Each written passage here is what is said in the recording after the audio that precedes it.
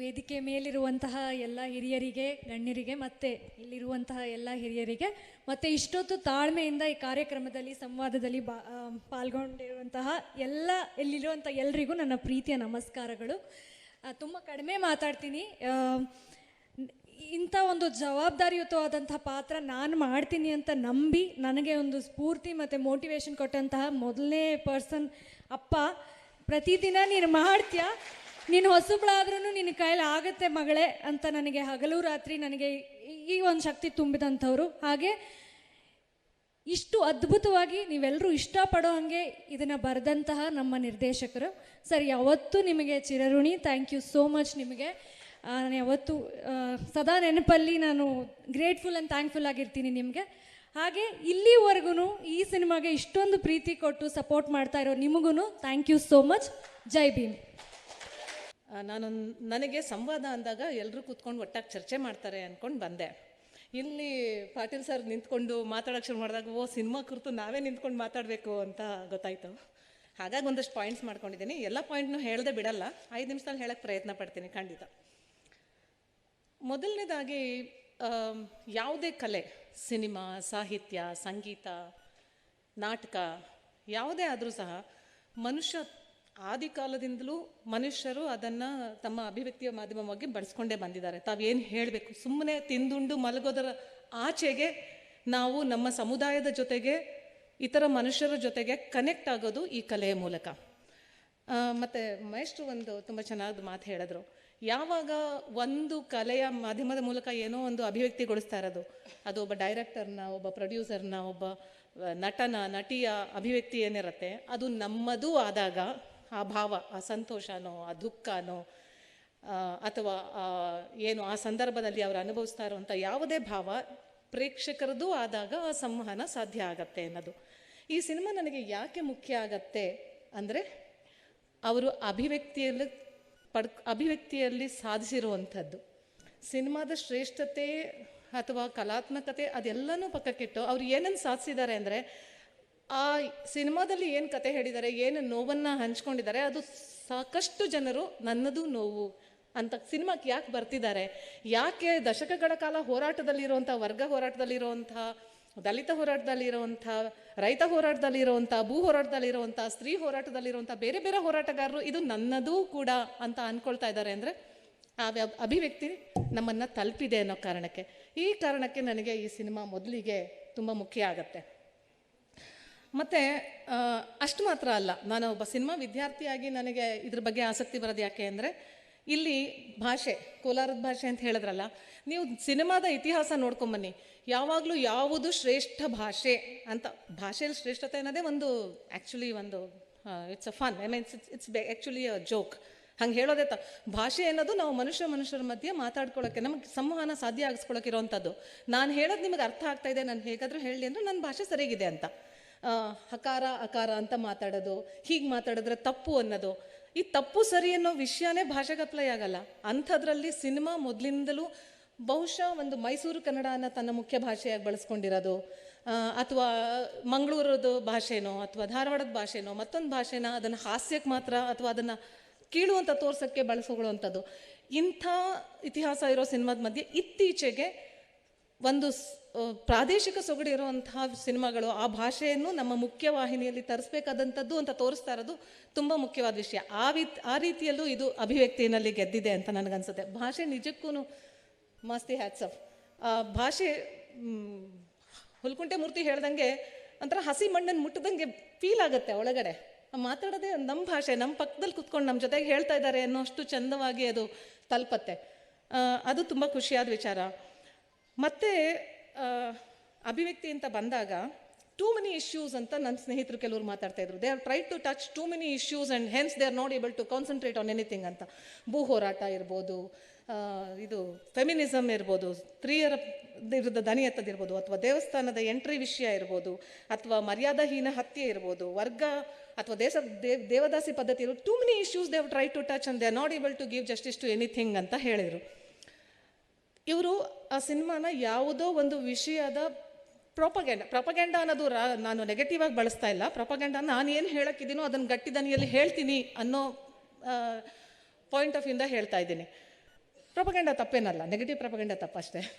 ಹಾಗಾಗಿ ಆದರೆ ಆ ಪ್ರೊಪಗಂಡ ಸಿನಿಮಾ ಅಲ್ಲ ಇದು. ಇದು ನಾನು ಅನುಭವಿಸಿದ ಕಥೆಯನ್ನು ಹೇಳಬೇಕು ಅಂತ ಹೊರಟಂಗಿದೆ.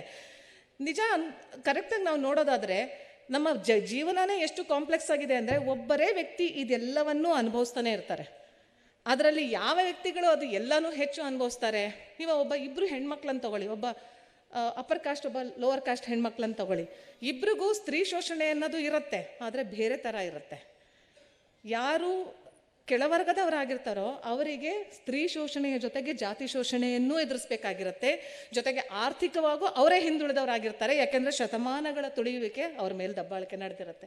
ಸೊ ಅವರು ವರ್ಗವಾಗಿಯೂ, ಜಾತಿಯಾಗಿಯೂ, ಲಿಂಗವಾಗಿಯೂ, ಭಾಷೆಯ ಪಾಯಿಂಟ್ ಆಫ್ ವ್ಯೂ ಇಂದನೂ, ವಿದ್ಯೆಯ ಪಾಯಿಂಟ್ ಆಫ್ ವ್ಯೂ, ಎಲ್ಲ ಥರದಲ್ಲೂ ಅವರು ಅನುಭವಿಸ್ಬೇಕಾಗ್ತಾರೆ. ಅಂದರೆ ಒಬ್ಬ ವ್ಯಕ್ತಿಯ ಜೀವನದಲ್ಲಿ ಎಲ್ಲ ಕಾಂಪ್ಲೆಕ್ಸಿಟೀಸ್ ಇರುತ್ತೆ. ಯಾರು ದೇವದಾಸಿಯರಾಗ್ತಾರೆ, ಯಾರಿಗೆ ದುಡ್ಡಿನ ಕಷ್ಟ ಇರುತ್ತೆ, ಯಾರು ತುಳಿತಕ್ಕೊಳಗಾಗ್ತಾರೆ, ಯಾರು ಅಧಿಕಾರಸ್ಥರಿಂದ, ಈ ಎಲ್ಲನೂ ಆಯಾ ವ್ಯಕ್ತಿಗಳು ಅದೇ ಜೀವನದಲ್ಲೇ ಅನುಭವಿಸ್ಬೇಕಾಗಿರುತ್ತೆ. ಯಾರು ದೇವಸ್ಥಾನದಿಂದ ಹೊರಗಡೆ ತಲುಪಿಸ್ಕೊಳ್ಪಡ್ತಾರೆ.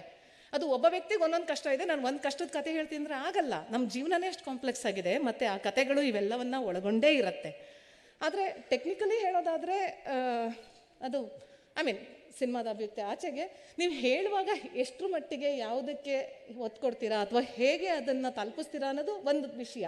ಅದನ್ನು ಸಿನಿಮಾ ತಂಡ ಟೆಕ್ನಿಕಲಿ ನೋಡ್ಕೊಳ್ಳುತ್ತೆ ಅಂತ ಅಂದ್ಕೊಂಡಿದ್ದೀನಿ. ಹಾಗಾಗಿ ನನಗೆ ಆ ಎಲ್ಲ ಪ್ರಶ್ನೆನೂ ಎತ್ತದು ಅಸಮಂಜಸ ಅಂತ ಅನಿಸಲ್ಲ. It is contemporary. ಯಾಕೆಂದರೆ ಇವತ್ತಿನ ಜನ ಯಾರು ತುಳಿತಕ್ಕೊಳಗಾದರೂ ಅವ್ರು ಎಲ್ಲ ಥರದ ಅಸಮಾನತೆಗಳನ್ನು ಎದುರಿಸ್ತಾ ಇರ್ತಾರೆ, ಮತ್ತು ಅದು ನಿಜ, ಬಹಳ ನಿಜ. ಮತ್ತು ಅವ್ರು ಎತ್ಕೊಂಡಿರೋದು ಹಳೆ ಕತೆ ಅಂತ ಆದ್ರೂ ಅವು ಯಾವ ಹಳೆ ಪ್ರಾಬ್ಲಮ್ಸ್ಗಳನ್ನು ನಾವು ಸಾಲ್ವ್ ಮಾಡ್ಕೊಂಡೇ ಇಲ್ವಲ್ಲ. ನಾನೊಂದು ಸಣ್ಣ ಶಾರ್ಟ್ ಫಿಲಮ್ ಮಾಡಿದ್ದೆ. ಅಫ್ಕೋರ್ಸ್ ಅದು ಫೆಮಿನಿಸಮ್ ಬಗ್ಗೆ ಇತ್ತು. ಅದನ್ನು ಪ್ರದರ್ಶಿಸ್ತಾ ಇದ್ದಾಗ ಯಾರೋ ಒಬ್ಬರು ಎದ್ದು ನಿಂತ್ಕೊಂಡು ಹಿರಿಯರು ಹೇಳಿದ್ರು, ಅದೇ ಕಥೆನ ಎಷ್ಟು ಸತಿ ನಮ್ಮ ಹೇಳ್ತೀರಾ, ನಿಮಗಾದರೂ ಬೇಜಾರಾಗಲ್ವಾ? ನಾನು ಹೇಳಿದೆ, ಇಲ್ಲ ಸರ್, ಬೇಜಾರಾಗಲ್ಲ. ಯಾಕೆಂದರೆ ಅದೇ ಕತೆ ಎಲ್ಲಿವರೆಗೂ ಇರುತ್ತೋ, ಎಲ್ಲಿವರೆಗೂ ಅದೇ ಕತೆಗಳು ಸಾಲ್ವ್ ಆಗಲ್ವೋ ಅಲ್ಲಿವರೆಗೂ ನಾವು ಅದೇ ವಿಷಯನ ಬೇಸರ ಇಲ್ಲದೆ ಮಾತಾಡ್ತಾನೆ ಇರ್ತೀವಿ. ಪ್ರಯತ್ನ ಜಾರಿಯಲ್ಲಿರಲಿದೆ ಅಂತ ಹೇಳಿದ್ವಿ. ಹಾಗಾಗಿ ಅದನ್ನು ಹೇಳಲೇಬೇಕಾದ ಅಗತ್ಯ ಇದೆ, ಮತ್ತು ಅದು ಕಂಟೆಂಪ್ರರಿನೇ, ಅದರ ಬಗ್ಗೆ ಎರಡು ಮಾತಿಲ್ಲ. ಮತ್ತು ಈಗ ಅಭಿವ್ಯಕ್ತಿನ ಆರಿಸ್ಕೊಂಡ್ಮೇಲೆ ನಾವು ಯಾವುದೋ ಒಂದು ಮಾಧ್ಯಮನ, ಇವರು ಸಿನಿಮಾ ಮಾಧ್ಯಮ ಆರಿಸ್ಕೊಂಡಿದ್ದಾರೆ. ಸಿನಿಮಾ ಮಾಧ್ಯಮದಲ್ಲಿ ಮುಖ್ಯವಾಗಿ ಎರಡು ವಿಷಯ ನೋಡ್ತೀವಿ, ಕಂಟೆಂಟ್ ಆ್ಯಂಡ್ ಫಾರ್ಮ್. ಅದರ ಮುಖ್ಯ ವಿಷಯ ಏನು, ಮತ್ತು ಅದನ್ನು ಹೇಗೆ ಯಾವುದೇ ವಿಷಯ ನೀವು ಆರಿಸ್ಕೋಬೋದು. ಇವ್ರು ಆರಿಸ್ಕೊಂಡಿರೋ ವಿಷಯ ಅಫ್ಕೋರ್ಸ್ ನಮಗೆಲ್ಲರಿಗೂ ತುಂಬ ಮುಖ್ಯವಾದ ವಿಷಯ. ಆ ಕಾರಣಕ್ಕೆ ನಾವೆಲ್ಲರೂ ಇಲ್ಲಿ ಸೇರಿದ್ದೀವಿ. ಈ ವಿಷಯ ನಮ್ಮೆಲ್ಲರ ವಿಷಯ, ಜನಸಾಮಾನ್ಯರ ವಿಷಯ. ಇವರು ಒಂದು ಫೇರಿ ಟೇಲ್ನ ಕ್ರಿಯೇಟ್ ಮಾಡಿ, ಒಂದು ರೊಮ್ಯಾಂಟಿಕ್ ಜಗತ್ತನ್ನು ಕ್ರಿಯೇಟ್ ಮಾಡಿ, ಅದರಲ್ಲಿ ಒಂದು 3 ಗಂಟೆ ಕಾಲ ನಿಮ್ಮನ್ನು ತೇಲಿಸ್ಬಿಟ್ಟು ಆಮೇಲೆ ಥಿಯೇಟ್ರಿಂದ ಕತ್ಲಿಂದ ಈಚೆ ಬಿಟ್ಟು ಕಂಡುಬಿದ್ದ ತಕ್ಷಣ ಅದೇ ತಲೆನೋವು ವಾಪಸ್ ಮರಳೋ ಥರ ಅದನ್ನು ಆರಿಸ್ಕೊಂಡಿಲ್ಲ. ನಮ್ಮ ಜೀವನದ ಕಷ್ಟಗಳು ಒಳಗಡೆ ಕೂತಾಗಲೂ ನಮ್ಮೊಳಗಡೆ ಹೊಸ ಪ್ರಶ್ನೆಗಳನ್ನ ಹುಟ್ಟಾಕಬೇಕು, ಅದಕ್ಕೆ ನಾವು ಉತ್ತರ ಕಳ್ಕೊಡೋ ಪ್ರಯತ್ನಗಳನ್ನು ಮಾಡಬೇಕು ಅನ್ನೋ ಯೋಚನೆ ಜೊತೆಗೆ ನಮ್ಮನ್ನು ಥಿಯೇಟ್ರಿಂದ ಆಚೆ ಕಳಿಸೋವಂಥ ಒಂದು ಮುಖ್ಯವಾದ ವಿಷಯನ ಆರಿಸ್ಕೊಂಡಿದ್ದಾರೆ. ಕಂಟೆಂಟ್ ಪಾಯಿಂಟ್ ಆಫ್ ವ್ಯೂ ಇಂದ ನನಗೆ ಈ ಸಿನಿಮಾ ನಿಜಕ್ಕೂ ಮುಖ್ಯ ಆಗುತ್ತೆ. ಆದರೆ when it comes to form, ಕಂಟೆಂಟನ್ನು ನೀವು ತಲುಪಿಸೋದು ಹೇಗೆ? ಆ ಫಾರ್ಮ್ನ ಮೂಲಕ. ಇಲ್ಲಿ ಸಿನಿಮಾ ಮಾಧ್ಯಮನ ಎಷ್ಟು ಚೆನ್ನಾಗಿ ದುಡಿಸ್ಕೋಬೋದು, ಅದನ್ನು ಚೆನ್ನಾಗಿ ದುಡಿಸ್ಕೊಂಡಿದ್ದಾರಾ ಅನ್ನೋದು ಎರಡನೇ ಚರ್ಚೆಯ ವಿಷಯ ಆಗತ್ತೆ. ಆದರೆ again I don't believe in commercial film or art film ಅನ್ನೋವಂಥ ಒಂದು ವಿಭಾಗ ಮಾಡೋದ್ರಲ್ಲಿ ನನಗೇನೂ ಒಪ್ಪಿಗೆ ಇಲ್ಲ. ಆದರೆ ಈ ಥರದ ಹೆಚ್ಚು ಹಣ ಹಾಕಿ ದುಡ್ಕೊಳ್ಳಬೇಕಾದ ಅಗತ್ಯನೂ ಇರುತ್ತೆ. ಅದಕ್ಕೆ ನೀವು ಹಣ ಹಾಕಿ ಮಾಡಿದ್ಮೇಲೆ, ಯಾಕಂದ್ರೆ ನೀವು ಎರಡನೇ ಸಿನಿಮಾ ಮಾಡೋಕ್ಕೆ ಗಟ್ಟಿಯಾಗಿ ನಿಂತಿರಬೇಕಾಗತ್ತೆ. ಸೊ ಆ ವ್ಯವಸ್ಥೆ ಒಳಗಡೆ ಮಾಡುವಂಥ ಈ ಥರದ ಸಿನಿಮಾಗಳನ್ನು ನೀವು ಕಮರ್ಷಿಯಲ್ ಸಿನಿಮಾ ಅಂತೀರಾ ಅನ್ನೋದಾದರೆ, ಈ ಸಿನಿಮಾ ಇಂತಹ ಕಂಟೆಂಟನ್ನು ಎತ್ಕೊಂಡಿರೋ ಕಾರಣಕ್ಕೆ ನನಗೆ ಹೆಚ್ಚು ಮುಖ್ಯ ಆಗುತ್ತೆ. ಎಲ್ಲ ಗೊತ್ತಿರುತ್ತೆ ಕನ್ನಡ ಸಿನಿಮಾದ ಫಾರ್ಮುಲಾಗಳು. 2 ಹಾಡು ಹಾಕ್ರೋ, ಮದರ್ ಸೆಂಟಿಮೆಂಟ್ ಇಡ್ರೋ, ಸಿಸ್ಟರ್ ಸೆಂಟಿಮೆಂಟ್ ಬಂದರೆ ಚೆನ್ನಾಗಿ ಓಡುತ್ತೆ ಕಣ್ರೋ, 4 ಫೈಟ್ ಹಾಕ್ರೋ. ಈ ಭಾಷೆ ಎಲ್ಲರಿಗೂ ಗೊತ್ತಿರುತ್ತೆ ಸಿನಿಮಾ ರಂಗದಲ್ಲಿ ಕೆಲಸ ಮಾಡ್ತಾ ಇರೋರು. ಅದ್ರ ಆಚೆಗೆ ನೀವು ಏನೋ ಪ್ರಯತ್ನ ಪಡ್ತಿದ್ದೀರಾ ಅಂದರೆ that is very very important. ಆ ಕಾರಣಕ್ಕೂ ನನಗೆ ಈ ಸಿನಿಮಾ ಇಂಪಾರ್ಟೆಂಟ್ ಆಗುತ್ತೆ. ಆದರೆ ಇದನ್ನು ಇಂತಹ ವಿಷಯಗಳನ್ನು ಬಹಳ ಸೀರಿಯಸ್ ಆಗಿ ಮತ್ತು ಇಂಟಲೆಕ್ಚುಯಲ್ ಆಗಿ, ಅಕಾಡೆಮಿಕ್ ಆಗಿ ಹೇಳುವಂಥ ಒಂದು ವಿಧ ಇದೆ. ಆ ಸಿನಿಮಾಗಳನ್ನು ನಾನು ಯಾವುದೇ ಕಾರಣಕ್ಕೂ ಕಡಿಮೆ ಅಂತ ಹೇಳ್ತಾರೆ, ಖಂಡಿತವಾಗೂ ಅವು ಮುಖ್ಯ. ಇಂಟಲೆಕ್ಟ್ ಆ್ಯಂಡ್ ಬೀದಿ ಹೋರಾಟ, ಇದು ಎರಡೂ ಒಂದೇ ವಿಷಯದ 2 ಕೊನೆಗಳು ಅಂತ ನನಗನ್ಸುತ್ತೆ. ಅದ್ರ ಮಧ್ಯೆ ಬ್ರಿಡ್ಜ್ ಆಗುವಂಥದ್ದು ಇದೆಯಲ್ಲ, ಅದು ಇಂಥ ಸಿನಿಮಾಗಳ ಕೆಲಸವನ್ನು ತುಂಬ ಚೆನ್ನಾಗಿ ಮಾಡುತ್ತವೆ. ಯಾಕೆ ಅದು ಇಂಪಾರ್ಟೆಂಟ್ ಆಗುತ್ತೆ ಅಂದರೆ, ನೀವು ಅದ್ಭುತವಾದ ವಿಷಯಗಳನ್ನು ಮಾತಾಡ್ತಾ ಇರಿ, ಆದರೆ ನನ್ನ ಎದುರುಗಡೆ ಕೂತಿರೋರಿಗೆ ಅದನ್ನು ಅರ್ಥ ಮಾಡ್ಸೋಕ್ಕೆ ನನಗೆ ಬರ್ತಿಲ್ಲ, ಆ ಭಾಷೆ ನನ್ನ ಹತ್ರ ಇಲ್ಲ ಅಂದರೆ ನಾನು ಎಂಥ ಅದ್ಭುತವಾದ ವಿಷಯ ಮಾತಾಡಿದ್ರು ಅದು ನನ್ನಂಥ 4 ಜನಕ್ಕೆ ನಾವು ಒಬ್ರಿಗೊಬ್ರಿಗೆ ಪರಸ್ಪರ ಬೆನ್ನು ತಟ್ಕೊಳಕ್ಕೆ ಮಾತ್ರ ಯೂಸ್ ಆಗುತ್ತೆ.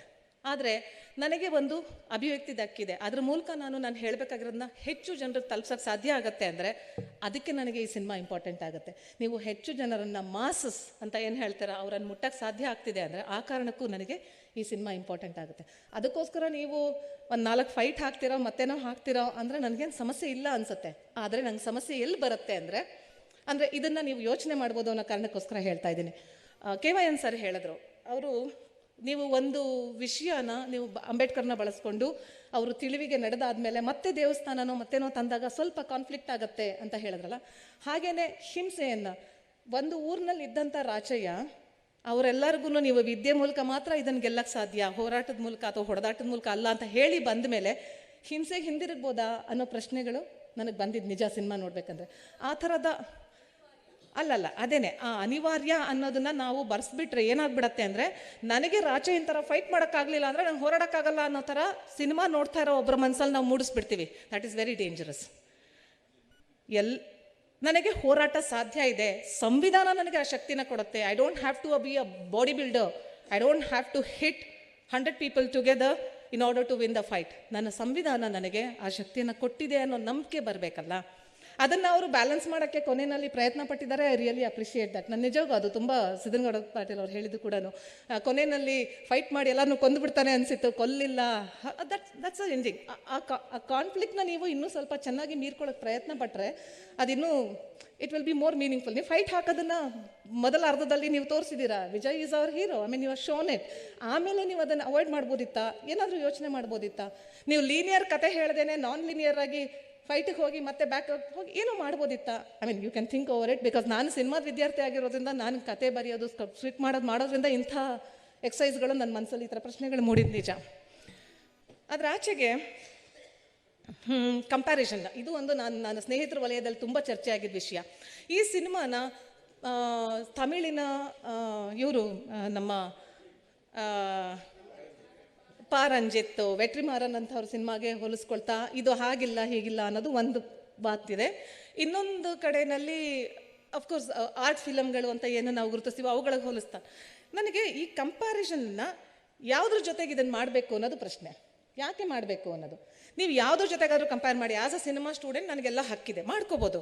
ಬಟ್ ಇಲ್ಲಿ ಈ ಸಿನಿಮಾನ ಈ ಹೊತ್ತಿನಲ್ಲಿ ಬರ್ತಾ ಇರೋವಂಥ ಮಾಫಿಯಾ ದೊರೆಯನ್ನು ಹೀರೋ ಆಗಿ ತೋರಿಸೋವಂಥ ಸಿನಿಮಾಗಳ ಮಧ್ಯ ಒಬ್ಬ ನೀಚವಾಗಿ ಹೆಣ್ಣನ್ನು ನಡೆಸ್ಕೊಳ್ಳೋವಂಥ ವ್ಯಕ್ತಿ ಹೀರೋ ಆಗಿ ಪ್ರೊಜೆಕ್ಟ್ ಮಾಡ್ತಾ ಇರೋ ಸಿನಿಮಾಗಳು ಬರ್ತಿರುವಾಗ ಅವುಗಳ ಮಧ್ಯ ಒಬ್ಬ ತನ್ನ ಜನಕ್ಕೋಸ್ಕರ ಹೋರಾಡ್ತಾನೆ, ಮತ್ತೆ ತನಗೆ ಶಕ್ತಿ ಇದ್ರೂ ಸಹ ಶಕ್ತಿಯಿಂದಲ್ಲ ಸಂವಿಧಾನದ ಬಲದಿಂದ ಗೆಲ್ಲಬೇಕು ಅಂತ ಹೇಳೋವಂಥ ಒಬ್ಬನ್ನ ನೀವು ಪ್ರೊಟಗನಿಸ್ಟ್ ಆಗಿ ಹೀರೋ ಆಗಿ ತೋರಿಸ್ತೀರಾ ಅನ್ನೋದಾದರೆ ಆ ಕಂಪ್ಯಾರಿಸನ್ ನನಗೆ ತುಂಬ ಮುಖ್ಯ ಆಗುತ್ತೆ.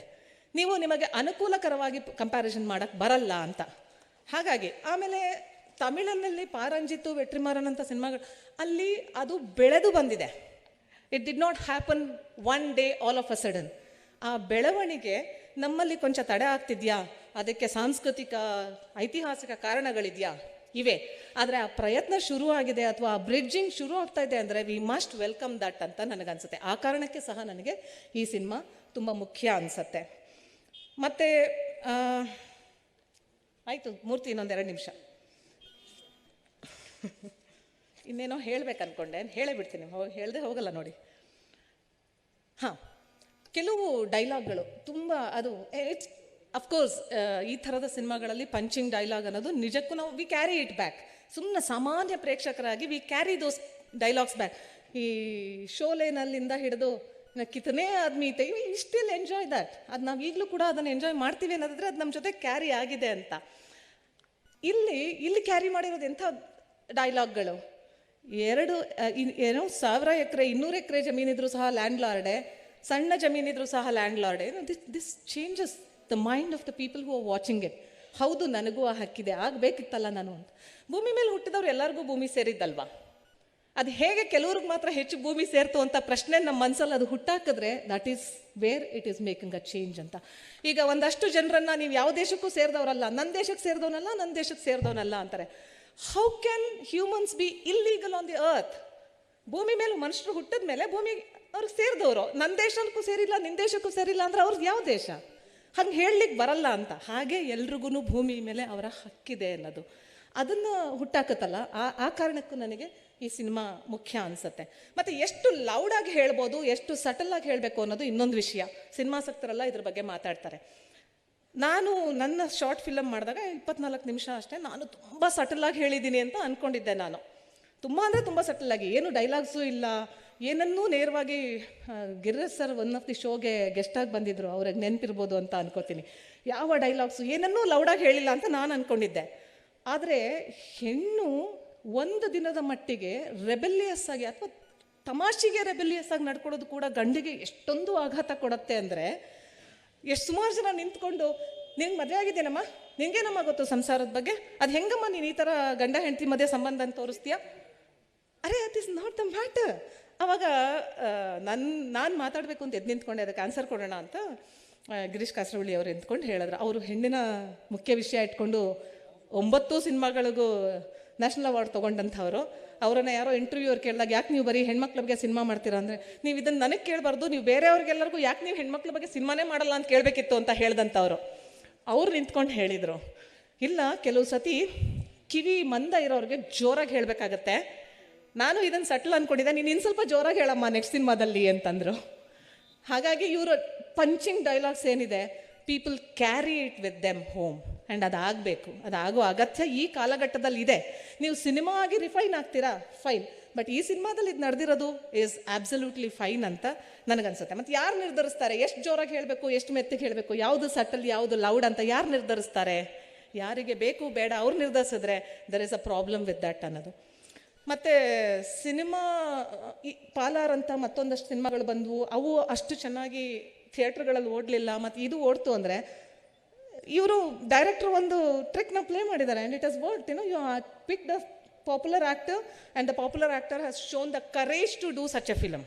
ಈ ಎರಡೂ ವಿಷಯಕ್ಕೆ ನನಗೆ ಡೈರೆಕ್ಟ್ರು ಮತ್ತು ವಿಜಯ್ ಅವರ ಇಬ್ಬರ ಪ್ರಯತ್ನವೂ ತುಂಬ ಮುಖ್ಯ ಅಂತ ಅನಿಸುತ್ತೆ. ಹಾಗಾಗಿ ಹೆಗ್ಗೋಡ್ನಲ್ಲಿ ಒಂದು ಸಣ್ಣ ಹಳ್ಳಿನಲ್ಲಿ ವರ್ಲ್ಡ್ ಕ್ಲಾಸಿಕ್ ಸಿನಿಮಾನ ತೋರಿಸ್ತಾ ಹೆಗ್ಗೋಡಿನ ರೈತ ಸಹ ದೊಡ್ಡ ದೊಡ್ಡ ಸಿನಿಮಾ ಬಗ್ಗೆ, ವರ್ಲ್ಡ್ ಕ್ಲಾಸಿಕ್ ಸಿನಿಮಾ ಬಗ್ಗೆ ತುಂಬ ಚೆನ್ನಾಗಿ ಸಂವಾದ ಮಾಡುವಂಥ ಲೆವೆಲ್ಗೆ ಬೆಳೆದಿದ್ರು. Film appreciation is something which is to be trained. ನಾವು ಸಿನಿಮಾ ತಮಿಳ್ನಾಡಿನ ಪ್ರೇಕ್ಷಕರು ಯಾಕೆ ಆ ಸಿನಿಮಾಗಳಿಗೆ ಒಗ್ಗಿದ್ದಾರೆ ಅಂದರೆ ಅವರು ಟ್ರೈನ್ ಆಗಿದ್ದಾರೆ over a period of time. ಆ ಥರದ ಟ್ರೈನಿಂಗು ಇಂಥ ಸಿನಿಮಾಗಳಿಂದ ಶುರು ಆಗುತ್ತೆ ಅಂದರೆ I welcome it. I am very happy with this cinema trying to do that. ಇಷ್ಟು ವಿಷಯದ ಜೊತೆಗೆ ಕೊನೆಯದಾಗಿ ನನಗೆ ಏನು ಹೇಳೋಕ್ಕಿದೆ ಅಂದರೆ, ಒಂದು ಸಣ್ಣ ಉದಾಹರಣೆ ಕೊಟ್ಬಿಟ್ಟು ಹೇಳ್ಬಿಡ್ತೀನಿ. ಓಕೆ, ಪದ್ಮಾವತ್ ಸಿನಿಮಾ ಸುಮಾರು ಜನ ನೋಡಿರ್ತೀರ, ಪಾಪ್ಯುಲರ್ ಸಿನಿಮಾ, ಅದಕ್ಕೆ ಎತ್ಕೊಳ್ತಾ ಇದ್ದೀನಿ. ಆ ಪದ್ಮಾವತ್ ಸಿನಿಮಾದಲ್ಲಿ ಕೊನೆ ಸೀನ್ನಲ್ಲಿ loud music. Sanjay Leela Bhansali is known for creating that magic on the screen. Loud music, beautiful colours, ಎಲ್ಲ ಕೆಂಪು ಬಟ್ಟೆಗಳನ್ನು ಹಾಕ್ಕೊಂಡು ಹೆಣ್ಮಕ್ಳುಗಳೆಲ್ಲ ಅಗ್ನಿ ಪ್ರವೇಶ ಮಾಡೋಕ್ಕೆ ಹೋಗ್ತಾ ಇರ್ತಾರೆ, ಸತಿ ಹೋಗ್ತಾ ಇರ್ತಾರೆ. ಅವ್ರು ಎಲ್ಲರ ಮುಖದ ಮೇಲೆ ಒಂದು ದಿವ್ಯವಾದ ನಗು ಇರುತ್ತೆ, ಎಷ್ಟು ಹೆಮ್ಮೆ ಇರುತ್ತೆ. 7 ವರ್ಷದ ಹುಡುಗಿಯಿಂದ ಹಿಡಿದು ಪ್ರೆಗ್ನೆಂಟ್ ವುಮನ್ನಿಂದ ಹಿಡಿದು 60-70 ವರ್ಷದ ಮುದುಕಿಯವರವರೆಗೆ ಎಲ್ಲರೂ ಕೆಂಪು ವಸ್ತ್ರ ತರದು ಬೆಂಕಿ ಕಡೆಗೆ ನಡ್ಕೊಂಡು ಹೋಗ್ತಾ ಇರ್ತಾರೆ. And they are feeling proud that we are doing something great. ಒಂದು ಕ್ಷಣ ಅಂದ್ಕೊಳ್ಳೋಣ ಇದೆಲ್ಲ ಇತಿಹಾಸದಲ್ಲಿ ನಡೆದಿದೆ ನಿಜ ಅಂತ. Will not go to that debate, ನಡೆದಿದೆಯೋ ಇಲ್ವೋ ಅಂತ. ಇಲ್ಲಿ ಒಬ್ಬ ಡೈರೆಕ್ಟ್ರು ಏನೇನು ಹೇಳಕ್ಕೆ ಟ್ರೈ ಮಾಡ್ತಾ ಇದ್ದಾನೆ, ಸತಿ ಹೋಗೋದು ತುಂಬ ಗೌರವಯುತವಾದ ಮತ್ತು ಪ್ರೌಡಾಗಿ ಫೀಲ್ ಮಾಡಬೇಕಾದ, ಹೆಮ್ಮೆ ಪಡಬೇಕಾದ ವಿಚಾರ ಅಂತ. You are putting that into the minds of the audience without saying the dialogue, and it is even more impactful. ಇದು ನನಗೆ ಭಯ ಹುಟ್ಟಿಸುತ್ತೆ. ಆ ಥರ ಮಾಡೋರ ಮಧ್ಯೆ ನೀವು ಅದೆಲ್ಲ ಹೇಳಬೇಕಾಗಿರೋದು, ನನಗೆ ಇದನ್ನು ಹೇಳಬೇಕು ಅಂತ ಹೇಳಕ್ಕೆ ಹೊರಟಿದ್ದೀರಲ್ಲ, ಆ ಕಾರಣಕ್ಕೆ ಕೂಡ ನನಗೆ ಈ ಸಿನಿಮಾ ತುಂಬ ಮುಖ್ಯ ಆಗುತ್ತೆ. Thanks for making this film, and ನೀವು ಈ ಥರ ಪ್ರಯತ್ನಗಳನ್ನು ಇನ್ನೂ ತುಂಬ ಮಾಡಬೇಕು ಅಂತ ಕೇಳ್ಕೊತೀನಿ. Thank you Murthy. I hope. ನಾನು ಮೊದಲನೇದಾಗಿ, ನನ್ನ ಹೆಸರು ಮಧು ಒಲ್ಲೆಯರ್ ಅಂತ. ನಾನು ಚಾಮರಾಜನಗರ, ಕರ್ನಾಟಕದ ಕೊನೆಯ ಮೂಲೆಯಲ್ಲಿರುವಂತಹ ಚಾಮರಾಜನಗರದವಳು. ಬಹುಶಃ ಸಿನಿಮಾದಲ್ಲಿ ನಿಂಗವ್ವ ನಿಂಗವ್ವ ಅಂತ ಸಾಂಗ್ ಬಂದಾಗ ನಾನು ಅಂದ್ಕೊಂಡೆ ಚಾಮರಾಜನಗರದ ಭಾಷೆನೇ ಬಳಸಿರ್ತಾರೆ ಅಂತ. ಏನಡೋ ಹೋಗಡೋ ಡೇ ನಿಂಗ ಬರಡ ಒಡೆ ಒಡೆ ಅಂತೆಲ್ಲ ಬಳಸಿರ್ತಾರೆ ಅಂತ ಅಂದ್ಕೊಂಡೆ. ಆದರೆ ನಮ್ಮ ನಿರ್ದೇಶಕರಲ್ಲಿ ಅವರು ಇಲ್ಲ, ಮೋಸ ಮಾಡಿಬಿಟ್ಟವ್ರೆ. ಅವರು ಅವ್ರ ಭಾಷೆ ಹಾಕೊಂಡ್ಬಿಟ್ಟವ್ರೆ. ಅದಕ್ಕೆ ನನಗೆ ನಿರ್ದೇಶಕರ ಮೇಲೆ ಒಂದು ಸ್ವಲ್ಪ ಕೋಪ ಅದ ಇರಲಿ. ಆದರೆ 4 ಡೈಲಾಗು, 4 ಸಾಂಗು, 4 ಫೈಟ್ ಹಾಕ್ಬಿಟ್ಟು ಸಿನಿಮಾ ಮಾಡಿಬಿಟ್ರೆ ಅದನ್ನ ಸಿನಿಮಾ ಅಂತ ಅನ್ಕೊಬಿಟ್ಟು ನಾವು ಜೋರಾಗಿ ಚಪ್ಪಾಳೆ ತಟ್ಬಿಡ್ತೀವಿ ಅಲ್ವಾ? ಅಲ್ಲ, 4 ಮ್ಯಾಟ್ರ್ ಹಾಕೊಂಡು ಮಾಡೋದಿದೆಯಲ್ಲ ಸಿನಿಮಾನ, ಅದಕ್ಕೂ ಮೀಟ್ರ್ ಬೇಕು ಅಲ್ವಾ? 4 ಮ್ಯಾಟ್ರ್ ಹಾಕೊಂಡು ಸಿನಿಮಾ ಮಾಡೋದಕ್ಕೂ ಮೀಟ್ರು ಬೇಕು. ಆ ಮೀಟ್ರು ಇಲ್ಲಿ ಕೂತಿರೋರ ಹತ್ರ ಇದೆ. ಎಲ್ಲರಿಗೂ ಖುಷಿ ಆಗುವಂಥ ಸಿನಿಮಾ. ಜೊತೆಗೆ ಹೇಳ್ತೀವಿ, ಈ ಸಿನಿಮಾನ ಎಲ್ಲೋ ನೋಡಿದ್ವಿ. ತುಂಬ ಜನ ಬರ್ತಾರೆ, ಪಾಪ ಶೋಷಿತ ವರ್ಗ, ಪಾಪ ದಮನಿತ ವರ್ಗ, ಪಾಪ ಹಾಗೆ ಬದುಕಿದಂಥ ವರ್ಗ ಅಂತೆಲ್ಲ ಹೇಳ್ತಾರೆ. ನಾವು ಹಂಗೆ ಅನ್ನಂಗೆ ಇಲ್ಲ. ನಮ್ಮದೇ ಕತೆ, ನಮ್ಮದೇ ಕತೆ. ನಮ್ಮ ಕತೆನ ಯಾರು ನೋಡಬೇಕು? ನಾವೇ ನೋಡಬೇಕಾ? ಇಲ್ಲವೇ ಇಲ್ಲ. ಯಾರು ನಮ್ಮನ್ನು ಶೋಷಿತರನ್ನಾಗಿ ಮಾಡಿದ್ರು, ಯಾರು ನಮ್ಮನ್ನು ದಮನಿತರನ್ನಾಗಿ ಮಾಡಿದ್ರು, ಯಾರು ನಮ್ಮನ್ನು ತುಳಿದ್ರು, ಯಾರು ನಮ್ಮನ್ನು ಹಿಂಸೆ ಕೊಟ್ಟರು, ಅವ್ರು ನೋಡಬೇಕಿತ್ತು ಸಿನಿಮಾನ. ಹೇಳ್ತಾರೆ ಪದೇ ಪದೇ ಅದೇ ಕತೆಗಳನ್ನು ನೀವು ಬಳಸ್ತಿರಲ್ಲ ಅಂತ. ನೀವು ಪದೇ ಪದೇ ಅದೇ ತಪ್ಪನ್ನು ಮಾಡ್ತಿರಲ್ಲ, ಪದೇ ಪದೇ ನಮ್ಮನ್ನು ಅದೇ ದೌರ್ಜನ್ಯ ಮಾಡ್ತಿರಲ್ಲ, ಪದೇ ಪದೇ ನಮ್ಮನ್ನು ಹಿಂಸಿಸ್ತಾರಲ್ಲ, ನಮ್ಮನ್ನ ನೋವು ಕೊಡ್ತಿರಲ್ಲ. ಏನು ನೀವು ಯಾವಾಗ ಪದೇ ಪದೇ ನಮ್ಮನ್ನು ಹಿಂಸೆ ಮಾಡ್ತೀರಾ, ನಾವು ಪದೇ ಪದೇ ಅದೇ ಕತೆಗಳನ್ನು ಹೇಳ್ತಾ ಇರ್ತೇವೆ. ನೀವು ಹೇಳಿರೋ ಕತೆಗಳನ್ನೆಲ್ಲ ನಾವು ಕೇಳ್ತಾನೆ ಇದ್ವಿ ಅಲ್ವ ಇಷ್ಟು ದಿನ? ನೀವು ಹೇಳಿರೋ ಕತೆಗಳು, ಪುರಾಣಗಳನ್ನೆಲ್ಲ ಕೇಳ್ತಾ ಇದ್ವಿ. ಇವಾಗ ನಮ್ಮ ಕಾಲ, ನಮ್ಮ ಟ್ರೆಂಡು 2026 ಅಂದರೆ ಏನಪ್ಪ ಟ್ರೆಂಡು ಅಂದರೆ ಅದು ಲ್ಯಾಂಡ್ ಲಾರ್ಡ್. 2026ರಲ್ಲಿ ಲ್ಯಾಂಡ್ ಲಾರ್ಡ್ ಅಂತ ಟ್ರೆಂಡ್ ಬಂದಿದೆ. ಆ ಟ್ರೆಂಡ್ ಓಡ್ತಾ ಇದೆ. ನಮ್ಮದೇ ಕತೆಗಳು ನೀವು ನೋಡಿ ಹರಸಿ ಹಾರೈಸಬೇಕು. ನೋಡಿ, ಇವಾಗ ಚಿತ್ರಕ್ರಾಂತಿ ಆಗ್ತಾ ಇದೆ. ಚಿತ್ರಗಳ ಮೂಲಕ ಕ್ರಾಂತಿ ಆಗಬೇಕಾಗಿದೆ. ಕ್ರಾಂತಿ ಆಗ್ತಾ ಇದೆ. ಅದನ್ನು ನಾವೆಲ್ಲ ಬೆಂಬಲಿಸಬೇಕು. ಶೋಷಿತ ಸಮಾಜ ಅಂತ ಅಲ್ಲ, ದಮನಿತ ಸಮಾಜ ಅಂತೂ ಅಲ್ಲ. ಇದು ಎಲ್ಲರೂ, ಶೋಷಿತರು, ಶೋಷಣೆ ಮಾಡಿದವರು ಎಲ್ಲರೂ ನೋಡಿ ಸಮ ಸಮಾಜವನ್ನು ತರುವಂತಹ ನಿಟ್ಟಿನಲ್ಲಿ ನಾವೆಲ್ಲ ಧಾವಿಸ್ಬೇಕು ಅಂತ ಹೇಳ್ತಾ ಈ ಮಾತನಾಡಲಿಕ್ಕೆ ಅವಕಾಶ ಕೊಟ್ಟಂತಹ ನಿಮ್ಮೆಲ್ಲರಿಗೂ ಧನ್ಯವಾದಗಳು. ಯಾಕಪ್ಪ ಇಷ್ಟು ಬೇಗ ಮುಗಿಸ್ಬಿಟ್ರು ಅನ್ಕೋಬೇಡಿ, ನನಗೆ ಹುಷಾರಿಲ್ಲ, ಅದಕ್ಕೆ ಬೇಗ ಮುಗಿಸ್ಬಿಟ್ಟೆ. Thank you. Jai Bhim. Landlord ತಂಡಕ್ಕೆ ಶುಭಾಶಯಗಳು. ನಾನು ಜಾಸ್ತಿ ಎಲ್ಲ ಮಾತಾಡೋಕ್ಕೆ ಹೋಗಲ್ಲ. 2 ವಿಷಯನ ಹೇಳಬೇಕಂತ ಇಷ್ಟಪಟ್ಟಿದ್ದೀನಿ. ಒಂದು ಪ್ರಶ್ನೆ ಇದೆ, ಒಂದು ಅಭಿಪ್ರಾಯ ಇದೆ. ಮೊದಲನೇದಾಗಿ ನನ್ನ ಅಭಿಪ್ರಾಯ, ಎಲ್ಲರೂ ಮಾತಾಡಿರೋದ್ರಿಂದ ನಾನು ಸಿನಿಮಾ ಬಗ್ಗೆ ಹೊಗಳಬೇಕಾಗಿ ಅಗತ್ಯ ಇಲ್ಲ. ಯಾಕೆಂದರೆ ಸುಮಾರು ವರ್ಷಗಳಿಂದ ನನಗೆ ಬುದ್ಧಿ ಬಂದಾಗಿಂದನೂ ನಾನು ಹೋರಾಟಗಳಲ್ಲಿ ತೊಡಗಿಸ್ಕೊಂಡು ಬಂದಿರೋದು ಮತ್ತು ಅದೇ ವಿಚಾರಗಳನ್ನು ಪ್ರಸ್ತಾಪ ಮಾಡ್ತಿರೋದು. ಕಂಗ್ರ್ಯಾಚುಲೇಷನ್ಸ್. ಯಾಕೆ ಅಂತಂದರೆ ಇಷ್ಟು ವರ್ಷಗಳು ತುಂಬ ಕಡಿಮೆ ಸಿನಿಮಾಗಳು ಮಾತಾಡಿದ್ದಾವೆ. ಅದರಲ್ಲಿ ಇದು ಕೂಡ ತುಂಬ ಪ್ರಮುಖವಾಗಿ ಈ ನೆಲದ ಕಥೆಯನ್ನು ಮಾತಾಡಿರೋದಕ್ಕೆ ಅಭಿನಂದನೆಗಳು. ಸಿನಿಮಾದಲ್ಲಿ ಮಾತಾಡ್ತಿರೋದು ಮತ್ತು ಇಲ್ಲೆಲ್ಲರೂ ಸಂಗಾತಿಗಳು ಅವರವರ ಅಭಿಪ್ರಾಯಗಳನ್ನು ಹಂಚ್ಕೊಳ್ತಿರೋದು ನೋಡಿದಾಗ ಸರ್ ಹೇಳಿದಾಗೆ ನಾನು ಸಂವಿಧಾನದ ಮೇಲೆ ಕೆಲಸ ಮಾಡ್ತಾಯಿದ್ದೀವಿ ಸುಮಾರು ವರ್ಷಗಳಿಂದ. ಇತ್ತೀಚೆಗೆ ಸ್ವಲ್ಪ ಆರ್ಗನೈಸ್ಡ್ ಆಗಿ ಒಂದು 3 ವರ್ಷಗಳಿಂದ ಕರ್ನಾಟಕದ ಎಲ್ಲ ಜಿಲ್ಲೆಗಳಲ್ಲಿ 3 ಜಿಲ್ಲೆಗಳಲ್ಲಿ ಕೆಲಸ ಮಾಡ್ತಾಯಿದ್ದೀವಿ. ಒಂದಷ್ಟು ಇತ್ತೀಚಿನ ಸ್ಯಾಂಪಲ್ಗಳನ್ನು ತಗೊಂಡಾಗ PTCL ಮೇಲೂ ಕೂಡ ಕೆಲಸ ಮಾಡುತ್ತೆ ನಮ್ಮ ಸಂಸ್ಥೆ. ಬರೀ ಒಂದು ತಿಂಗಳು ಅಲ್ಲ, ಒಂದು 15 ದಿನದ ಸುತ್ತಾಟದಲ್ಲಿ ಒಂದು 5 ಜಿಲ್ಲೆಗಳಲ್ಲಿ 56 PTCL ಕೇಸ್ಗಳು ಬಂದಿದ್ದಾವೆ. ಅಂದರೆ ಸುಮ್ಮನೆ ಸ್ಯಾಂಪಲಿಗೆ ಕಲೆಕ್ಟ್ ಮಾಡಿದ್ದಾವೆ ಅಷ್ಟೇ. 56 ಸುಮ್ಮನೆ ಸ್ಯಾಂಪಲಿಗೆ ನೋಡ್ತೀವಿ ಅಂತ ಅಂದರೆ ಇನ್ನು ಸ್ವಲ್ಪ ಇಳಿದ್ರೆ ಭೂಮಿ ಒಳಗಡೆ, ಅಂದರೆ ಗ್ರೌಂಡ್ ಲೆವೆಲಿಗೆ ಇಳಿದ್ರೆ ಕರೆಕ್ಟಾಗಿ ಒಂದಷ್ಟು ವರ್ಷಗಳು ಅಥವಾ ಒಂದು 6-7 ತಿಂಗಳು ಕೆಲಸ ಮಾಡ್ತೀವಿ ಅಥವಾ ಸರ್ವೆ ಮಾಡ್ತೀವಿ ಅಂತ ಹೇಳಿದ್ರೆ ಸಾವಿರಾರು ಲಕ್ಷಾಂತರ ಕೇಸ್ಗಳು ಸಿಗ್ತವೆ. PTCL ಇನಾಮ್ ಲ್ಯಾಂಡು ಅಥವಾ ಈ ಲ್ಯಾಂಡ್ ಇಶ್ಯೂಸ್ ಏನಿದಾವಲ್ಲ ಅವು. ಸೊ ಪ್ರತಿ ನಿಮಿಷಕ್ಕೆ, ಪ್ರತಿ ಗಂಟೆಗೆ, ಪ್ರತಿ ದಿನಕ್ಕೆ ಎಷ್ಟು ದಲಿತರ ಮೇಲೆ ಹಲ್ಲೆಗಳಾಗುತ್ತೆ, ಹೆಣ್ಮಕ್ಳ ಮೇಲೆ ಹಲ್ಲೆಗಳಾಗುತ್ತೆ, ಇವೆಲ್ಲವನ್ನು ಕೂಡ ನಾವು ನೋಡ್ತಾ ಇದ್ದೀವಿ, ಕೇಳ್ತಾ ಇದ್ದೀವಿ. ಹಂಗೆ ಕಣ್ಣು ಮುಚ್ಕೊಂಡು ವಾಟ್ಸಪ್ ಸ್ಟೇಟಸ್ಗಳನ್ನು ಹಾಕ್ಕೊಂಡು ಲೈಕ್ಗಳನ್ನು ಎಣಿಸ್ಕೊಂಡು ಬಿದ್ದಿದ್ದೀವಿ ಅಷ್ಟೇ. ಅದು ಬಿಟ್ಟರೆ ಹೆಚ್ಚಿನ ಕೆಲಸಗಳನ್ನು ಏನು ಮಾಡೋಕ್ಕೆ ಸಾಧ್ಯ ಆಗ್ತಿದೆ ಅನ್ನೋದನ್ನು ನೋಡಿದಾಗ ಕೆಲವೊಮ್ಮೆ ಸಮಾಧಾನ ಆಗೋದು ಇಂಥ ಕಲಾತ್ಮಕ ನಾಟಕಗಳು ಮತ್ತು ಸಿನಿಮಾಗಳ ಮೂಲಕ ನಾವು ಒಂದಷ್ಟು ಧ್ವನಿಯನ್ನು ಎತ್ತಿದಾಗ. ನನಗೆ ಪ್ರಶ್ನೆ ಬಂದಿದ್ದು ಏನಂತ ಅಂದರೆ ಸಿನಿಮಾವನ್ನು ನೋಡಿದಾಗ ನನಗೆ ತುಂಬ ಇಷ್ಟವಾಗಿದ್ದ ಸೀನು ಏನು ಅಂತ ಒಂದು ಹಿಂದೆಗಡೆ ಕುತ್ಕೊಂಡು ಮಗು ಒಂದು ನೋಡ್ತಾ ಇತ್ತು ನನ್ನ ಹಿಂದೆ ಸಿನಿಮಾನ ನೋಡಿದಾಗ, ಅಂದರೆ ಒರೈನ್ ಮಾಲಲ್ಲಿ ಅದೇ ಸರು ಇದು ಮಾಡಿದಾಗ ಏರ್ಪಡಿಸಿದಾಗ ನನಗೆ ಲಾಸ್ಟ್ ಸೀನಲ್ಲಿ ತಾಳಿ ಕಟ್ಸಿದ್ದು ಇಷ್ಟ ಆಯಿತು, ಗಂಡಸರಿಗೆ ತಾಳಿ ಕಟ್ಸಿದ್ದು ಇಷ್ಟ ಆಯಿತು ಅಂತ ಆ ಮಗು ಹೇಳ್ತಾ ಇತ್ತು. ನನ್ನ ಫ್ರೆಂಡ್ ಮಗು ಅದು.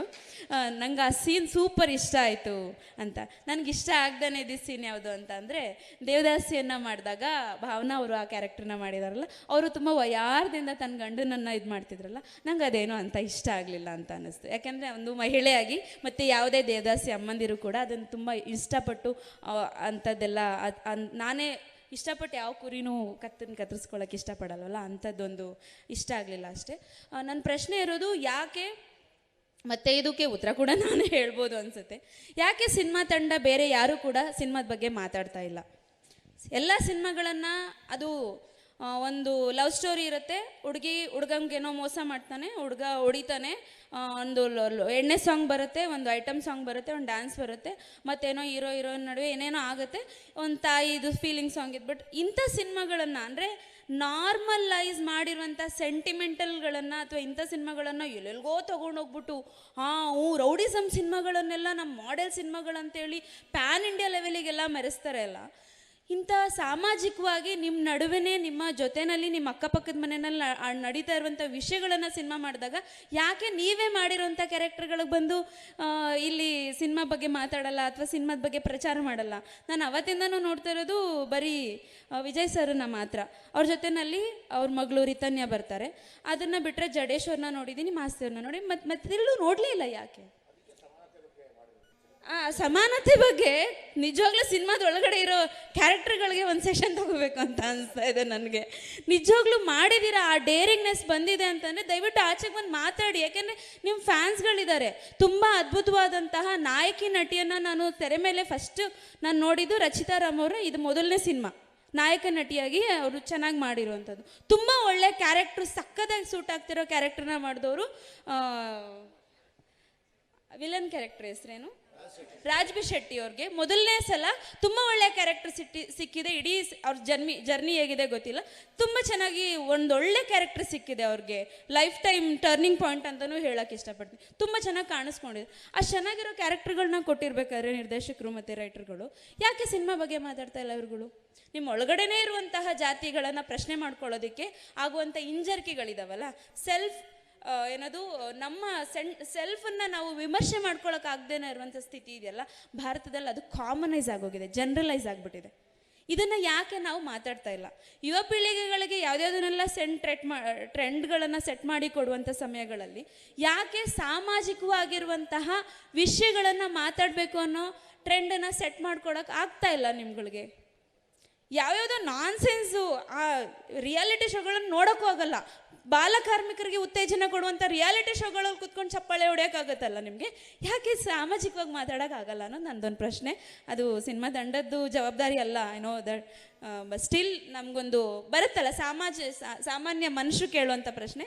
ಆ್ಯಸ್ ಎ ಸಿಟಿಜನ್ ನಾನು ಕೇಳಿದ್ದೀನಿ. Thank you so much. Jai Bhim, Jai ಸಲಾಂ. ಮತ್ತೊಮ್ಮೆ ಚಿತ್ರತಂಡಕ್ಕೆ ಎಲ್ರಿಗೂ ನಮಸ್ಕಾರ. ನನ್ನ ಬಗ್ಗೆ ಸ್ವಲ್ಪ ಹೇಳ್ಬಿಡ್ತೀನಿ. ನಾನು ಸ್ಟೇಜ್ನ ಎದುರಿಸೋದು ತುಂಬ ಕಡಿಮೆ, ಹಂಗಾಗಿ ನಾನು ಮಾತಾಡೋದ್ರಲ್ಲಿ ಏನಾದರೂ ನಿಮಗೆ ಹೆಚ್ಚು ಕಡಿಮೆ ಆದರೆ ಅಡ್ಜಸ್ಟ್ ಮಾಡ್ಕೊಳ್ಳಿ. ಬಟ್ ನಾನು ಈ ಸಿನಿಮಾ ಬಗ್ಗೆ ಮಾತಾಡಬೇಕು. ಈ ಸಿನಿಮಾದ ಬಗ್ಗೆ ಎಲ್ಲರೂ ಹೇಳ್ತಾ ಇದ್ದಾರೆ, ಜಾತಿ ವ್ಯವಸ್ಥೆ, ಮರ್ಯಾದಾ ಹತ್ಯೆ, ಇದು ಒಂದು ವಿಚಾರಕ್ಕೆ ಸಂಬಂಧಪಟ್ಟಂಗಿಲ್ಲ. ಮರ್ಯಾದೆ ಹತ್ಯೆ, ಜಮೀನ್ದಾರಿ ಪದ್ಧತಿ ಮತ್ತು ದೇವದಾಸಿ ಪದ್ಧತಿ ಎಲ್ಲವೂ ಇನ್ಕ್ಲೂಡ್ ಆಗಿದೆ. ಕರ್ನಾಟಕದಲ್ಲಿ ಇದೊಂದು ಸಿನಿಮಾ ಬರಬೇಕಾಗಿತ್ತು. ಯಾಕೆ ಅಂತಂದರೆ ಭಾಳಷ್ಟು ಸಂಗತಿಗಳಿವೆ, ಆದರೆ ಇದೊಂದು ಮೂಲಭೂತವಾಗಿ ಸಂವಿಧಾನಕ್ಕೂ ಸಂಬಂಧಪಟ್ಟಂಗೆ ಎಲ್ಲವೂ ಒಳಗೊಳ್ಳುವಿಕೆ ಒಂದು ಸಿನಿಮಾದಲ್ಲಿ ಆಗುತ್ತಲ್ಲ, ಅದು ಕರ್ನಾಟಕದಲ್ಲಿ ಇದು ಬಹುಶಃ ಮೊದಲ ಪ್ರಯತ್ನ ಅಂತ ಅನ್ಕೊತೀನಿ. ಮತ್ತು ಇನ್ನೊಂದು ವಿಷಯ ಏನಂತಂದರೆ, ರಾಚಯ್ಯ ಕೋಟ್ ಧರಿಸುವಾಗ ಮಗಳು ಭಾಗ್ಯ ಜಮೀನ್ದಾರನನ್ನು ಬಂಧಿಸಿ ಕರ್ಕೊಂಡು ಹೋಗುವಾಗ ಹೆಂಡತಿ ನಿಂಗವ್ವ ಕೊಡಲಿ ತುದಿನ ಚೂಪಾಗಿ ತೀಡ್ತರ್ತಾಳೆ. ಅದು ಏನಂತಂದರೆ ನನ್ನ ಹೆಂಡತಿ ಮಕ್ಕಳು ಅನ್ನೋದಕ್ಕಿಂತ ಹೆಚ್ಚಾಗಿ ಅವ್ರಿಗೆ ಮುಂಚೆ ಇದ್ದಿದ್ದೇನು, ನನ್ನ ಮಗಳನ್ನ ರಕ್ಷಣೆ ಮಾಡಬೇಕು ಅನ್ನೋದು. ಆದರೆ ನಂತರದ ಅವಧಿನಲ್ಲಿ ಹೆಂಡತಿ ಸಪೋರ್ಟ್ ಕೊಟ್ಟಾಗ ಅವಳು ಅದಕ್ಕೆ ಸಪೋರ್ಟಾಗಿ ನಿಲ್ತಾಳೆ. ನೀನು ವ್ಯವಸ್ಥೆಯ ವಿರುದ್ಧ ಹೋರಾಡು, ನಿನಗೆ ಆ ಶಕ್ತಿ ನಿನ್ನಲ್ಲಿದೆ, ಹಾಗಾಗಿ ಯಾಕೆ ನಿನ್ನಿಂದ ಹೆಸರಿದೆ.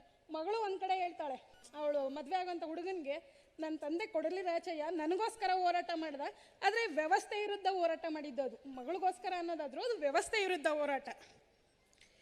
ನಮ್ಗೆ ಅನಿಸ್ಬೋದು ಇಲ್ಲಿ ಮತ್ತೆ ಮಾನವ ಪಾಳೆಗಾರರ ವಿರುದ್ಧ ಮಾತಾಡ್ತಾಳೆ.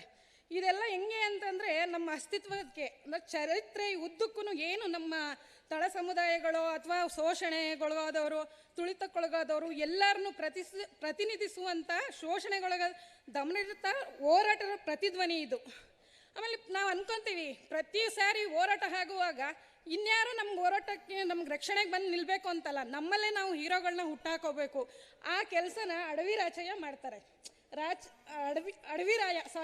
ಮುಂಚೆ ರಾಚಯ್ಯ ಆಗಿ ನಂತರ ಅಡವಿ ರಾಚಯ್ಯ ಆಗಿ ಮಾಡ್ತಾರೆ.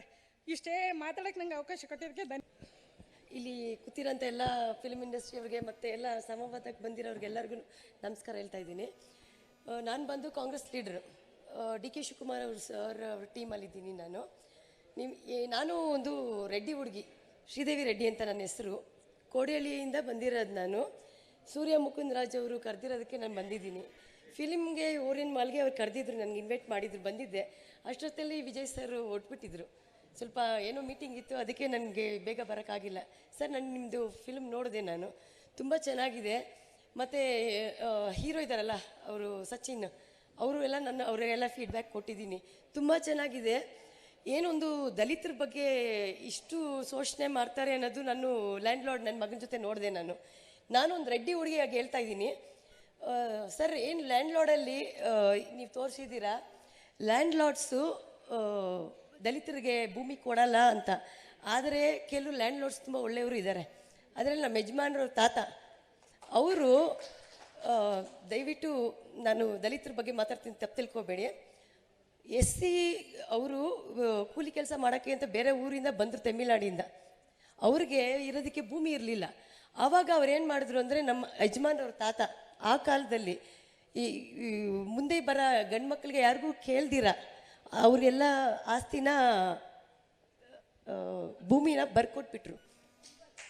ಎಷ್ಟು ಜನ ಬಂದಿದ್ದಾರೆ ಕೂಲಿ ಕೆಲಸ ಮಾಡೋಕ್ಕೆ, ಎಲ್ಲರಿಗೂ ಬರ್ಕೊಟ್ಟು. ಎಲ್ಲ ಲ್ಯಾಂಡ್ ಲಾರ್ಡ್ಸು ಒಬ್ಬರೇ ಅಲ್ಲ, ಒಳ್ಳೆಯವರು ಇದ್ದಾರೆ. ಮತ್ತು ಅವ್ರನ್ನ ದರ್ಪದಿಂದ ನೋಡಲ್ಲ. ಆದರೆ ಇದರಲ್ಲಿ ತೋರಿಸಿದ್ರಲ್ಲ, ರಾಜ್ಬಿ ಶೆಟ್ಟಿಯವ್ರು ಮಾತಾಡಿದ್ರಲ್ಲ, ಕೆಲವೊಂದು ಆಶಾಗಿ ಮಾತಾಡ್ತಾರೆ. ಆದರೆ ನೀವು ಮಾಡಿರೋದು ತುಂಬ ಚೇಂಜಸ್ ತೊಗೊಂಬರುತ್ತೆ ಸರ್. ಮತ್ತು ನಿಮ್ಮ ಮಗಳು ಮಾಡಿದಾರಲ್ಲ, ತುಂಬ ಚೆನ್ನಾಗಿ ಅನಿಸು. ಕಾನ್ಸ್ಟಿಟ್ಯೂಷನ್ ಆಫ್ ಇಂಡಿಯಾ, ಇವಾಗ ನಾನು ರೆಡ್ಡಿಗೆ ಹುಡುಗಿ ಅಂತ ಹೇಳ್ತಾ ಇದ್ದೀನಿ ನಿಮಗೆ. ನಮ್ಮಿದ್ರಲ್ಲಿ ಒಡ್ಗಿರಿ, ಮಾದಗಿರಿ, ರೆಡ್ಗಿರಿ ಅಂತ ಎಲ್ಲ ಇದು ಮಾಡಿಟ್ಟಿದ್ದಾರೆ ಆ ಕಾಲದಿಂದನೇ. ನನ್ನ ಮದುವೆಯಾಗಿ ಬಂದ ಮೇಲೆ ನೀನು ಮಾದಗಿರಿಗೆ ಹೋಗಬಾರ್ದು ಆ ಥರ ನಮ್ಮ ಅತ್ತೆ ಅವರೆಲ್ಲ ಹೇಳಿರಲಿಲ್ಲ. ಅದು ಊರು ಜನ ಹೇಳಿದರು, ನಮ್ಮ ರಿಲೇಷನ್ಸು. ಆದರೆ ಅದೇ ಜಾಗದಲ್ಲಿ ನಾನು ಬೇಕು ಅಂತಲೇ ನಡ್ಕೊಳೋದೆ, ಏನು ಮಾಡ್ತಾರೋ ನೋಡೋಣ ಅಂತ. ಇವತ್ತು ನನ್ನ ತಂದೆ ಏನು ಲೀಡರ್ ಆಗಿದ್ದಾರೆ, ಕಾಂಗ್ರೆಸ್ ಲೀಡರ್ ಆಗಿದ್ದರು, ಅದೇ ನನಗೆ ಬಂದಿತ್ತು. ಸ್ಕೂಲಲ್ಲಿ ಕಾಲೇಜಸ್ಸಲ್ಲೆಲ್ಲ ಈ ಥರ ಡಿಫ್ರೆನ್ಸಸ್ ಇರಲಿಲ್ಲ. ಎಲ್ಲರ ಜೊತೆ ಕುತ್ಕೊಂಡು ತಿಂತಾಯಿದ್ವಿ, ಎಲ್ಲ ಮಾಡ್ತಾಯಿದ್ವಿ. ಅದನ್ನೇ ಇವತ್ತು ಕಲ್ಟಿವೇಟ್ ಮಾಡಿಕೊಂಡು ನಾನು ಅಪ್ಪ ಮನೇಲಿರ್ಬೋದು, ಸೊಸೆಯಾಗಿ ನಾನು ಹೊರಗಡೆ ಬರೋಂಗಿಲ್ಲ. ರೆಡ್ಡಿ ಹುಡುಗಿ, ನೀವು ಹೇಳಿದ್ರಿ ಕೀಳು ಜಾತಿ ಹೆಣ್ಮಕ್ಳನ್ನ ಹೊರಗಡೆ ಬಿಡಲ್ಲ, ಶೋಷಣೆ ಮಾಡ್ತಾರೆ ಇದೆ. ಆದರೆ ಮೇಲ್ಜಾತಿ ಹೆಣ್ಮಕ್ಳು ಕೂಡ ಶೋಷಣೆ ಇದೆ, ಒಳಗಡೆ ಶೋಷಣೆ ಇದೆ. ಅವ್ರನ್ನ ಹೊರಗಡೆ ಬಿಡಲ್ಲ. ಎಜುಕೇಷನ್ ಆಗಿದ ತಕ್ಷಣ ಸ್ಟಾಪ್ ಮಾಡ್ತಾರೆ, ಎಜುಕೇಷನ್ ಕೊಡಲ್ಲ. ಇವಾಗ ಎಜುಕೇಷನ್ ಕೊಡ್ತಾ ಇದ್ದಾರೆ. ಇವಾಗ ಎಜುಕೇಷನಿಂದ ನಮ್ಮ ಕೆಲಸ ಮಾಡೋಕ್ಕೆ ಬಿಡಲ್ಲ. ಇವಾಗ ನಾನು ಒಂದು ಲೀಡ್ರಾಗಿ ಹೊರಗಡೆ ಬಂದಿದ್ದೀನಿ ಅಂದರೆ, ಏನಮ್ಮ ನಿನಗೆ ಏನು ಕಮ್ಮಿ ಮನೇಲಿ ಕುತ್ಕೊಂತಾರೆ. ಆದರೆ ಇವತ್ತು ಹೇಳ್ತಾ ಇದ್ದೀನಿ, ಡಿ ಕೆ ಶಿವಕುಮಾರ್ ಸರ್ ಅವ್ರದ್ದು ಮತ್ತು ಸಿದ್ದರಾಮಯ್ಯ ಅವ್ರ ಜೊತೆ ಸೇರ್ಕೊಂಡು ನಾನು ಕೆಲಸ ಮಾಡಿದ್ದೀನಿ. ನಿಮ್ದು ಏನು ಗ್ಯಾರಂಟಿಗಳಿದೆಯಲ್ಲ ಇವತ್ತು, 6 ಅನುಷ್ಠಾನ ಗ್ಯಾರಂಟಿಗಳು, ಅದು ನಮ್ಮನ್ನ ಕೂಡಿಸ್ಕೊಂಡು ಪ್ರಣಾಳಿಕೆನ ತೊಗೊಂಡು ಹೆಣ್ಮಕ್ಳಿಗೆ ಏನೇನು ಬೇಕು ಅದು ನಮ್ಮ ಕೈಲೇ ಮಾಡಿಸ್ಕೊಂಡು, ಪ್ರಿಯಾಂಕಾ ಗಾಂಧಿ ಅವ್ರನ್ನ ಕರೆಸಿ ಅವ್ರ ಕೈಲೇ ಬಾಂಡ್ ಸೈನ್ ಮಾಡಿಸಿದ್ರು. ಸೈನ್ ಮಾಡಲು ಜನಗಳು ನಂಬಲ್ಲ ಅಂತ ಅಂದ್ಕೊಂಡ್ಬಿಟ್ರು. ಆದರೆ ಅಲ್ಲಿ ಪ್ರೆಸೆಂಟಲ್ಲಿ ಪ್ರಿಯಾಂಕಾ ಗಾಂಧಿ ಅವರು ಸೈನ್ ಮಾಡಿ ಕೊಟ್ಟರು ಬಾಂಡ್ನ. ಆ ಬಾಂಡ್ನ ನಾನು ಪ್ರತಿಯೊಬ್ಬರ ಮನೆಗೂ, ನಾನು ದಲಿತರ ಮನೆಗೆ ಹೋಗಿ ಹಂಚಿದ್ದೀನಿ ಸರ್. ಅವ್ರ ಮನೇಲಿ ಕುತ್ಕೊಂಡು ನೀರು ಕುಡಿಯೋಂಗಿಲ್ಲ, ಆದರೆ ಅವ್ರ ಮನೆಗೆ ಕುತ್ಕೊಂಡು ನೀರು ಕುಡಿದು ಊಟ ಮಾಡಿ ಅಷ್ಟಕುಂಪ ತೊಗೊಂಡು ಬಂದಿದ್ದೀನಿ. ಇವಾಗ ಎಷ್ಟು ನನ್ನ ಏರಿಯಾದಲ್ಲಿ ಇಡೀ ಸ್ಟೇಟಲ್ಲಿ ತುಂಬ ಗ್ಯಾರಂಟಿಗಳಾಗಿದೆ ಅಂದರೆ ಸರ್, ನಿಮ್ಮ ದಲಿತರಿಗೆ ಜಾಸ್ತಿ 2,000 ಅವ್ರ ಮನೆಗೆ ಹೋಗ್ತಾ ಇದೆ. ನಾನು APL ಕಾರ್ಡ್ ಹುಡುಗಿ, ನನಗೆ ಬರಲ್ಲ. ಆದರೆ BPL ಕಾರ್ಡ್ ಪ್ರತಿಯೊಬ್ಬರಿಗೂ ಮುಟ್ತಾ ಇದೆ ಸರ್. ಅದು ನಾನು ಗರ್ವಾಗಿ ಹೇಳ್ಕೊತೀನಿ. ಇವತ್ತು ನೀವು ಹೇಳಿದ್ರಲ್ಲ ಕೆಲವೊಂದು ಗೌರ್ಮೆಂಟ್ ಮಾಡಲ್ಲ ಅಂತ, ಆದರೆ ನಮ್ಮ ಸಿದ್ದರಾಮಯ್ಯ ಅವರು ದಲಿತರಿಗೋಸ್ಕರ ತುಂಬ ದುಡ್ದಿದ್ದಾರೆ.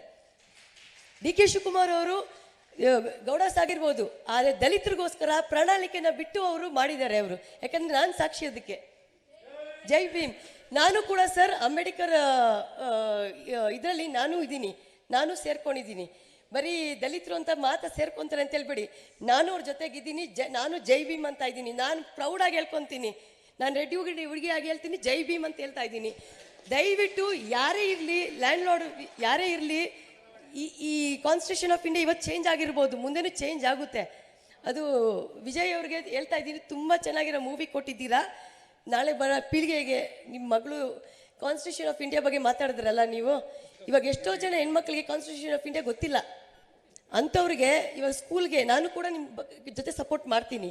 ಸ್ಕೂಲ್ಸ್ಗೆ ಎಲ್ಲ ಹೋಗಿ ಈ ಫಿಲ್ಮ್ಸ್ನ ನಾವು ಇದು ಮಾಡೋಣ ಅಂತ. ಹಲೋ ಸರ್, ನಮಸ್ತೆ ಸರ್. ನಾನು ಬಿಗ್ ಫ್ಯಾನ್ ಸರ್. ನೀವೊಂದು ಮಾತು ಹೇಳಿದ್ರಿ, ಜೈ ಭೀಮ್ ಅನ್ನೋಕ್ಕೆ ಏನು ನಿಮಗೆ ನಾಚಿಕೆ ಅಂತ. ಇಫ್ ಮೈ ಎಕ್ಸ್ಪೀರಿಯನ್ಸು, ಜೈ ಭೀಮ್ ಅಂದ ತಕ್ಷಣ ನಮ್ಮ ಬುಕ್ಸ್ಗಳು ಕಿತ್ಕೊಂಡಿದ್ದಾರೆ ಸರ್. ಜೈ ಭೀಮ್ ಅಂದ ತಕ್ಷಣವೇ ನಾವು ಓದ ಒಳಗಡೆ ಬಿಟ್ಕೊಂಡೇ ಇಲ್ಲ. It's my experience. ನಾವು ಅಷ್ಟು ತುಂಬ ಫೇಸ್ ಮಾಡಿದ್ದೀವಿ. ಇವಾಗ ನಮ್ಮ ಕ್ಯಾಸ್ಟ್ ಹೇಳ್ಕೊಳಕ್ಕೆ ನಾವು ಎದುರುತ್ತಿದ್ವು, ಬಟ್ ನೊವೇ ಡೇಸ್ ನಾವು ಎದುರಲ್ಲ. ಯಾಕಂದರೆ ನಾವು ಸ್ವಲ್ಪ ಧೈರ್ಯವಾಗಿದ್ದೀವಿ. ಹೆಣ್ಣಾಗಲಿ ಗಂಡಾಗಲಿ ಜೈ ಭೀಮ್ ಅಂತೀವಿ. ಅದಕ್ಕೆ ನಾನು ಹೇಳ್ತಾ ಇದ್ದೀನಿ. ಬಟ್ ಸರ್ದು ಒಂದೊಂದು ಫಿಲಮು ಒಂದೊಂದು ಥರ ಮಾರಲ್ಲಾಗಿ ತೊಗೊಂಡು ಹೋಗ್ತಿದ್ದಾರೆ. That is the hats off sir. ಯಾಕಂದರೆ ಜೀವನದಲ್ಲಿ ಮಾರಲ್ಲಾಗಿ ತೆಗೆಯೋದು ಅಷ್ಟು ಸುಲಭದ ಕೆಲಸ ಅಲ್ಲ, ಅದು ಭಾಳ ಡಿಫಿಕಲ್ಟು. ಯಾಕಂದರೆ ಅವ್ರು ಎಷ್ಟು ಇನ್ವೆಸ್ಟ್ ಮಾಡ್ತಾರೆ, ಅದ್ರಲ್ಲಿ ಇಷ್ಟು ಬರಲ್ಲ ಅಂತ ಧೈರ್ಯ ಇದ್ರೂ ಹೋದರೆ ಹೋಗಲಿ ಅಂತ ಮಾಡ್ತಾರಲ್ಲ, that is a hats off sir. Thank you for sir. Every future ನಿಮ್ಮ ಪ್ರತಿಯೊಂದು ಫಿಲಮ್ 100 days ಹೋಗಲಿ ಅಂತಿಲ್ಲ, ಆ ದೇವ್ರನ್ನ ನಾನು ಪ್ರಾರ್ಥಿಸ್ತೀನಿ ಸರ್. Thank you sir.